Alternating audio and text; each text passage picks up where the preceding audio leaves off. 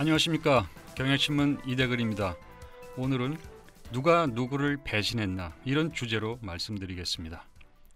메르스 사태가 한참 확산될 때 국회법 개정 문제로 정쟁을 크게 불러일으켜서 전 국민적 비판에 직면했던 박근혜 대통령이 한동안 잠잠하더니 다시 여야 전체에 대해 선전포고를 했습니다. 시민을 공포로 몰아넣었던 메르스 사태가 아직 끝나지도 않았는데 박근혜 대통령이 18일 국무회의 발언을 통해 이 나라를 다시 정치 싸움의 소용돌이에 몰아넣었습니다. 박 대통령은 야당을 공격한 것은 물론 집권당 그리고 집권당 지도부를 향해서도 나를 선택할 것인가 당을 선택할 것인가 하는 양자택일을 압박하면서 정면 승부를 걸었습니다.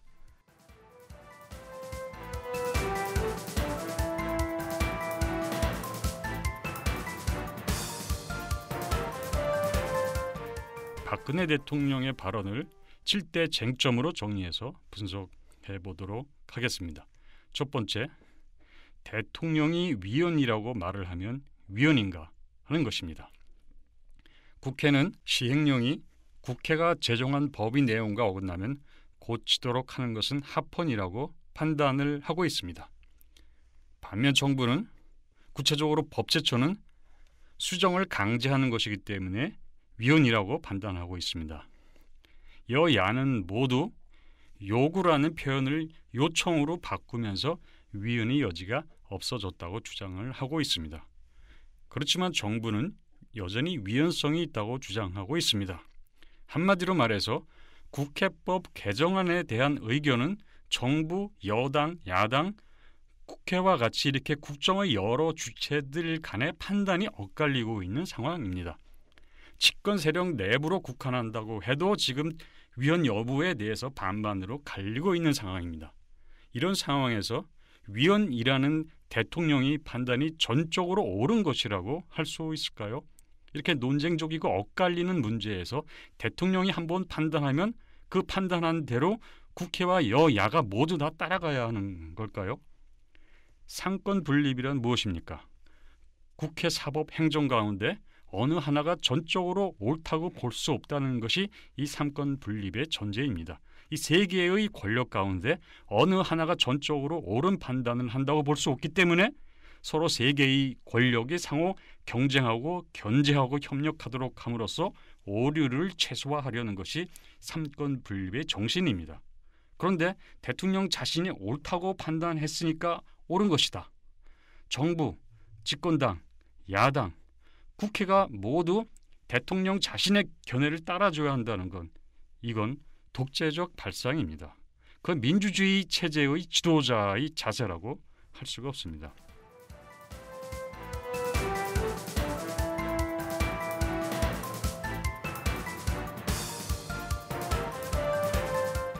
두 번째는 발언이 논리적 오류입니다. 미끄러운 경사면의 오류라는 용어가 있습니다. 미끄러운 경사면 위에서 한번 미끄러지면 바닥까지 그대로 내려가는 현상에서 이름 붙여진 것입니다. 말하자면 하나의 사건이 다른 사건에 영향을 연쇄적으로 미치는 걸 뜻하는 겁니다. 가령 A가 성립되면 그 때문에 B가 성립되고 그런 B가 성립되는 것 때문에 다시 C를 성립케 하고 결과적으로 Z라는 결과가 나타난다. 따라서 A는 곧 Z다. A라는 원인이 Z라는 결과를 초래했다. 이런 주장을 하는 걸 말하는 겁니다. 이거는 A라는 원인이 B라는 결과를 낳고 B는 다시 C의 원인이 되어서 C를 낳고 C 역시 D의 원인이 되는 이런 영세작용을 하는데 왜 A가 B를 초래하는지에 대해서는 논리적 허점이 있는 걸 말하는 겁니다. 바로 그 때문에 그로 인해서 발생한 최종 결과 역시 엉터리가 될 수밖에 없다는 게 바로 이 미끄러운 경사면의 오류의 내용입니다. 어느 논리학 책은 이 논리의 오류를 이렇게 소개하고 있습니다. 포르노 출판물을 불법화하는 것은 기본권의 침해가 되기 때문에 마땅히 중지되어야 한다. 만약 포르노 출판물이 금지되면 머지않아 신문 잡지가 검열을 받아야 하며 그렇게 되면 머지않아 교과서와 정치 연설과 그리고 강의 내용이 검열 대상이 되고 말 것이다. 그래서 중앙정부에 의한 정신 통제가 불가피해진다. 이런 논리를 펴는 것을 말하는 겁니다. 또 흔한 예로 이런 것도 있습니다. 만일 마리화나가 합법화된다면 사람들은 헤로인을 원할 것이고 그 다음에는 LSD를 거쳐서 결국 코카인까지 원할 것이다. 박근혜 대통령은 지난 2일 다음과 같은 논리를 전개한 바가 있습니다. 자, 이 논리가 타당한지 우리 한번 같이 살펴보도록 하겠습니다. 세월호 특별법 시행령을 바로잡기 위한 국회법을 개정했다. 예, 박근혜 대통령 발언 내용입니다. 그 다음 단계는 이것은 정부의 기능이 마비될 우려가 있어서 걱정이 크다. 이 논리를 또 넘어서 이것이 원인인데요. 다음 결과는 또 이렇게 나타납니다. 정부의 시행령까지 국회가 번번이 수정을 요구하게 되면 정부의 정책 추진은 악영향을 받을 수밖에 없다. 자, 그 다음 이 원인이 또 낳는 결과는 이겁니다.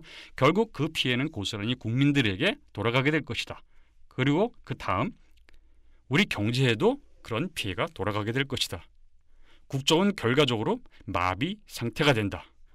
그리고 정부는 무기력하게 될 것이다. 이렇게 주장을 했죠. 그리고 25일에는 박근혜 대통령이 이런 주장도 했습니다. 국회법 개정안은 국회가 사실상 정부의 시행령 등의 내용까지 관여할 수 있도록 했다. 그 다음 단계로 그리고 법원이 아닌 국회가 시행령 등의 법률 위반 여부를 심사할 수 있도록 하고 있다. 그 다음 단계로 자, 이런 또 결과가 나옵니다. 이런 점에서 정부의 입법권과 사법부의 심사권을 침해한다. 자, 그 다음 단계로 그 침해한 결과적으로 헌법이 규정한 삼권 분립의 원칙을 훼손해서 위헌 소지가 큽니다. 이렇게 발언을 했습니다. 그리고 그 다음 단계는 또 이겁니다. 이것은 사법권을 침해하고 정부의 행정을 국회가 일일이 간섭하겠다는 것입니다. 자, 여러분 이 주장을 들어보셨지만은 완벽하게 앞에서 제가 말씀드린 것과 같이 완벽하게 미끄러운 경사면이 오류에 해당하는 논리적 내용을 담고 있습니다. 논리의 전개 연결 관계가 엉성하기 때문에 결론 역시 오류가 되는 겁니다. 다시 말해서 국회법 개정은 국정마비다. 정부 무기력화를 초래한다. 이런 결론이 나왔던 것이죠. 또 국회법 개정은 사법권 침해이고 국회가 행정을 일일이 간섭하는 것이다. 이런 결론을 나왔습니다. 예, 비논리적인 결과입니다.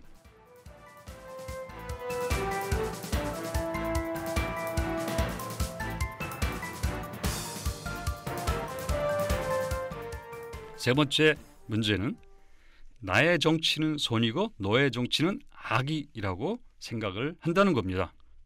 박근혜 대통령은 이번 국무회의 발언을 통해서 마치 정치학 강의하듯이 정치에 관해서 길게 얘기했습니다. 그 하나가 정치에서 소신과 신의가 얼마나 중요한지 하는 문제를 거론한 것입니다. 박근혜 대통령은 이렇게 말했습니다.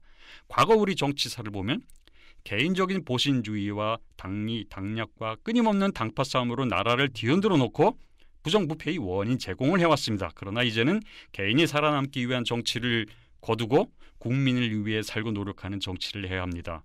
그 상생의 정치에 국민들을 이용하고 현혹해서는 안 될 것입니다. 앞으로 저는 대통령으로서 국민들이 저에게 준 권한과 의무를 국가를 바로 세우고 국민을 위한 길에만 쓸 것입니다. 자, 이는 박근혜 대통령이 아닌 다른 사람이 했던 과거의 정치, 그게 야당이 한 정치든 여당이 한 정치든 자신을 제외한 과거와 현재의 정치는 국민을 위한 정치가 아니라고 주장을 하는 겁니다. 오직 대통령 자신만이 국민과 국가를 위해 일하고 있고 이것만이 국민을 위한 정치라고 주장하고 있는 것이나 다름없습니다. 대통령의 이 말을 단순화하면은 너의 정치는 국민을 위하지 않는 정치, 나의 정치는 국민을 위한 정치라는 이분법이자 선악 구분법이고 항상 나만이 옳다는 독선의 논리이자 도그마입니다. 민주주의는 기본적으로 다원주의입니다. 옳고 그름을 누가 독점하는 체제가 아닙니다. 각자의 판단이 다를 수 있으며 그 때문에 각자 다름을 존중하고 그래서 타협하고 조정해야 하는 것이고 다수 합의를 도출하기 위해서 끊임없이 대화를 해야 합니다. 이런 과정 전체가 민주주의입니다. 이걸 부정한다면 민주주의라고 할 수가 없습니다.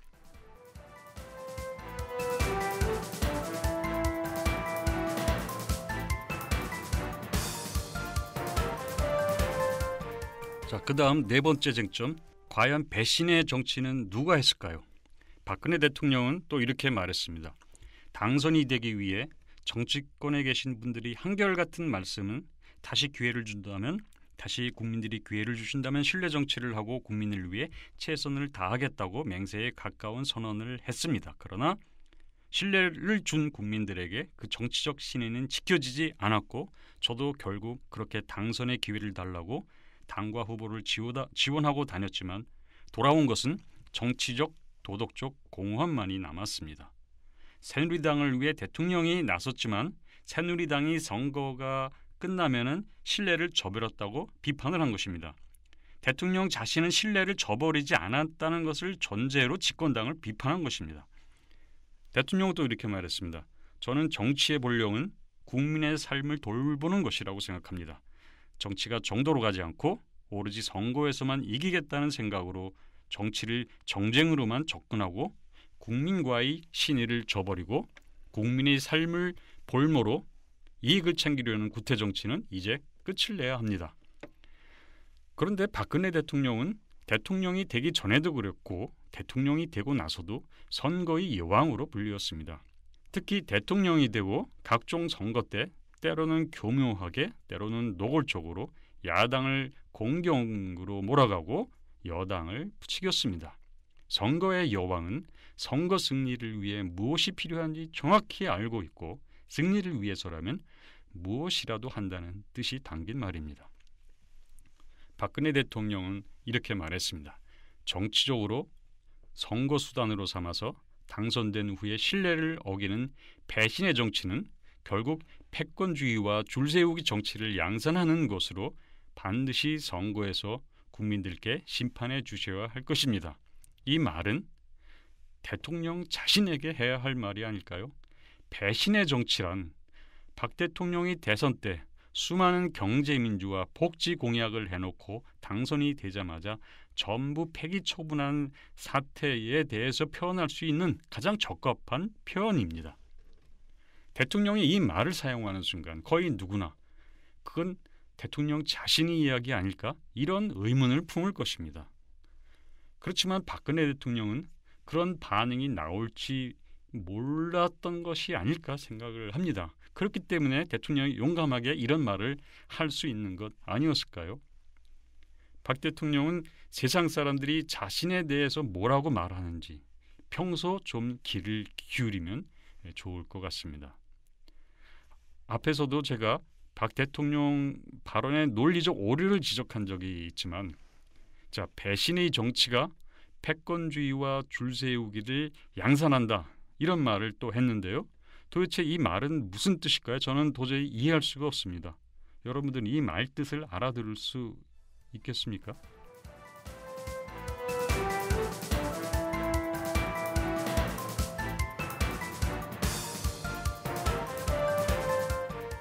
다섯 번째 쟁점입니다. 대통령이 정치권을 심판하라고 선동하고 있습니다. 과연 이래도 되는 것일까요? 박근혜 대통령은 국민들이 선거에서 배신의 정치를 심판해달라, 정치적인 책임을 물어달라, 국민을 중심에 두는 새로운 정치를 하는 그런 정치인들만이 존재할 수 있도록 해야 한다 이렇게 주장을 했습니다. 대통령이 선거와 정당 정치를 좌우하고 정치권 전체를 재편하겠다는 식으로 이렇게 발언하는 건 월권입니다. 대통령 역시 선거와 정당 정치의 일부입니다. 선거와 정당 위에서 선거와 정당을 지배하는 존재가 아닙니다. 정치인 위에 올라서 있는 존재도 아닙니다. 물론 실질적으로 정당 정치에 막강한 영향력을 행사하는 정치 권력을 대통령이 갖고 있는 것은 사실입니다. 그렇지만 그건 말하자면 직접적인 권력을 행사하지 않는다는 의미에서 영향력이라고 하는 겁니다. 그런데 대통령이 행정을 책임지고 있는 국무위원들 앞에서 정치 심판하라고 이렇게 촉구하고 있는 것은 또 새로운 정치를 해야 한다고 이렇게 주장하는 것은 현 정치권 전체를 부정하라고 국정 책임자에게 지침을 내리는 것으로 오해할 수 있는 위험한 발언입니다. 이거야말로 상권 분리의 정신을 훼손하는 것 아닐까요? 박근혜 대통령은 이뿐만 아니라 정치인을 비하하는 표현들도 했습니다. 국회가 꼭 필요한 법안을 당리 당략으로 묶어놓고 있으면서 본인들이 추구하는 당략적인 것을 빅들하고 이렇게 말했죠. 그리고 자신들이 급하게 생각하는 것은 적극적으로 빅들해서 또 이렇게 말했습니다. 정치인에 대한 이런 노골적인 정의, 거친 표현은 정말 전례 없는 일입니다. 정치인도 국정의 한 주체입니다. 그들을 이렇게 적대하고 배척하면서 오로지 대통령의 말만 따르는 행정부 강요들로만 국정을 이끈다는 건 거의 불가능한 일입니다. 또 대통령이 이 발언들은 시민들이 대통령을 위해서 정치를 공격하고 정치를 부정하라고 선동하고 행정부와 그 밖의 모든 정치적 주체들 간의 관계를 대립과 갈등으로 몰아가고 조장하는 분열 행위이기도 한 것입니다. 대통령이 시민을 동원해서 여야 정당과 국회를 비난하도록 하는 것은 한때 중남미에서 만연했던 나쁜 포퓰리즘의 한 전형이기도 합니다.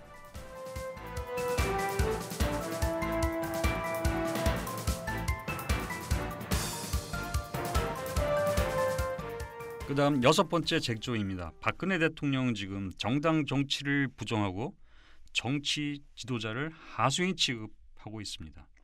박근혜 대통령은 이런 말도 했습니다.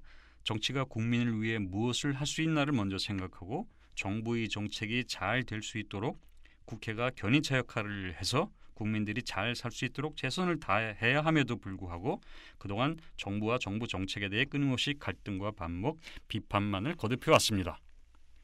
그런데 정부가 하는 일은 모두 선이 아닙니다. 메르스 대응을 보면 잘 알 수 있습니다.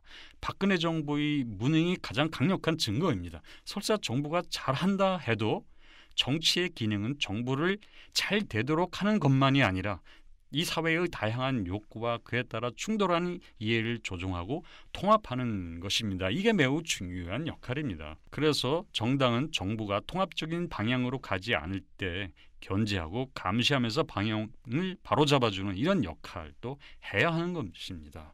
이건 야당이 아니라 집권당도 마찬가지입니다. 정치에서 갈등을 부정하면 안 됩니다. 갈등은 피할 수 없습니다. 존재하는 갈등을 부정하고 억압하는 것이야말로 반정치적이고 비민주적인 것입니다.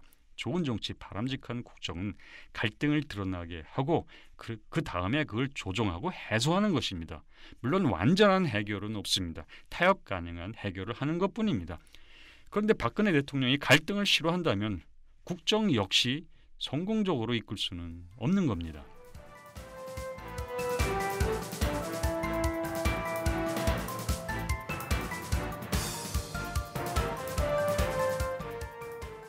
다음은 7번째로 최동욱, 진영, 류진영, 다음은 유승민인가 하는 겁니다.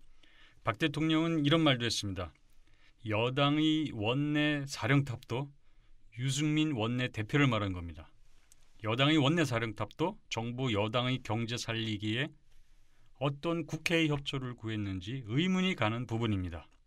정치는 국민들이 민의를 대신하는 것이고 국민들이 대변자이지 자기의 정치 철학과 정치적 논리에 이용해서는 안 되는 것입니다.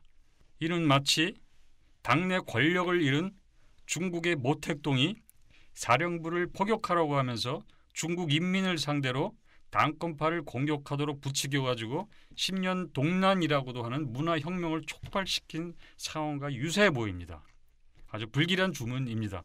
물론 박 대통령이 모택동처럼 인기가 있는 것은 아니기 때문에 시민들이 거리로 몰려나와서 유승민 원내대표 퇴진운동을 할 것 같지는 않습니다. 이른바 친박계 의원들도 너무나 비이성적인 박 대통령의 이 느닷없는 전쟁 선포에 덩달아 앞장서는 데는 적잖이 부담을 느끼고 있을 것입니다. 새누리당 의원총회에서 유승민 원내대표 사퇴 목소리가 일부 나오기는 했지만 친박계 의원이 집단으로 그런 분위기로 몰아가지는 않았던 것 같습니다. 이건 박근혜 대통령이 혼자 앞서가도 너무 앞서간다는 걸 잘 말해주고 있는 겁니다. 친박계조차 대통령을 따라가기가 버거운 겁니다. 새누리당은 이렇게 박 대통령의 과잉 반응을 추정할 정도까지 생각은 하지 않고 있으면서도 대신 대통령의 뜻을 받아들여 고개 숙이는 또 다른 모습을 보이고 있습니다. 우선 박 대통령이 거부권 행사 방침에 따라 국회법 개정안을 재의결하지 않고 자동 폐기하기로 한 것입니다. 그 다음에는 김무성 대표가 유승민 원내대표더러 박 대통령에게 사과하라고 한 겁니다. 이런 주문에 유승민 대표는 고민해 보겠다 이렇게 말했다고 합니다. 유승민 대표는 일단 사퇴 요구를 거부하면서도 더 잘하라는 채찍으로 받아들이고 더 열심히 하겠다 이렇게 말했습니다. 그리고 의원총회에서 의원들이 당과 청와대 사이에 소통이 조금 잘 이루어지지 못했던 부분에 대해 걱정을 많이 했고, 특히 원내대표인 나와 청와대 사이에 소통이 원활치 못했던 점에 대해 걱정도 하고 질책도 했다. 그 점에 대해서는 내가 매우 송구스럽게 생각한다. 이런 반응을 보였습니다. 유승민 원내대표는 대통령과 맞서기보다는 일단 한 발 물러선 것입니다. 이렇게 함으로써 대통령 대 당 지도부와의 맞대결이라든지 대통령 대 유승민의 정면 충돌은 피하게 된 겁니다. 만일 이번 기회에 대통령이 유승민, 김무성 등 당 지도부의 길을 완전히 꺾고 당을 고분고분한 존재로 만드는 데 성공했다고 칩시다. 그러면 박 대통령과 새누리당의 재집권에 유리할까요? 대통령이 꼭두각시로 변한 집권당이 국정협력자로서 국정 성공에 도움을 줄 수 있을까요? 물론 박근혜 대통령이 선정을 베푼다면 당도 지지율이 올라가고 재집권도 할 수 있을 겁니다. 그러나 만약 지금과 같이 국정 무능이 계속된다면 당과 동반몰락을 할 것이고 새누리당의 다음 대선 주자 역시 타격을 받아서 재집권에 실패할 수 있습니다. 당을 대통령 손안에 가두는 게 이렇게 반드시 좋은 결과만을 낳는 것은 아닙니다. 일국의 최고 지도자인 대통령이 원내대표 한 사람 잡겠다고 이렇게까지 나라를 흔들어 놓는 것은 정말 이해가 가지 않습니다. 이날 국무회의에서 박근혜 대통령이 발언할 때 평소보다 목청이 3배는 높았다고 합니다. 마치 선거 유세하는 것 같았다. 이런 얘기까지 합니다. 이게 정말 이렇게 흥분해야 할 일이었는지 전혀 수긍이 가지 않지만은 대통령은 이렇게 생각한 것 같습니다. 감히 나를 배신하다니 하면서 치를 떨었던 것 같습니다. 그런데 박 대통령이 하자는 대로 안 하면 배신자가 되고 시키는 대로 안 하면 시민들을 동원해서 심판해야 된다고 주장하는 거, 이거 정말 이해하기 어렵습니다. 박 대통령은 자신의 말에 고분고분하지 않았던 최동욱 검찰총장, 진영 보건복지부 장관, 류진영 문화체육부 장관을 표적 삼아서 꼭 집어서 추출한 적이 있습니다.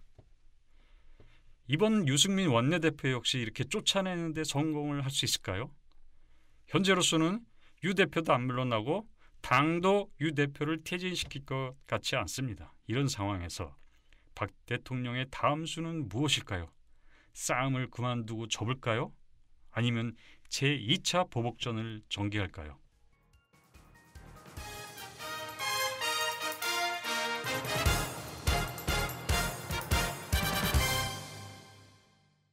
가장 정치적인 대통령이 가장 반정치적인 논어로 정치 공세를 펴는 걸 듣는 건 정말 괴로운 일입니다. 자신에게 해야 할 말을 태연하게 남을 향해서 말하고 그것도 가장 큰 목소리로 꾸짖는 것처럼 어색한 장면이 없습니다. 박 대통령은 한마디로 자신을 제외한 이 나라를 책임지고 이끌어가는 모든 주체들에 대해서, 아니 한국 시민 전체에 대해서 거부권을 행사했다고 볼 수가 있습니다. 야당은 물론 여당도 거부했습니다. 남은 것은 홀로 된 대통령과 그리고 시민들입니다. 대통령은 시민이 자신의 편이라고 굳게 믿고 있는 것 같습니다. 그러니까 시민더러 여야 정당, 정치인, 국회에 돌을 던지라고 촉구하고 있는 것 아닙니까? 과연 시민들은 누구를 향해서 돌을 던질까요? 이대근이었습니다.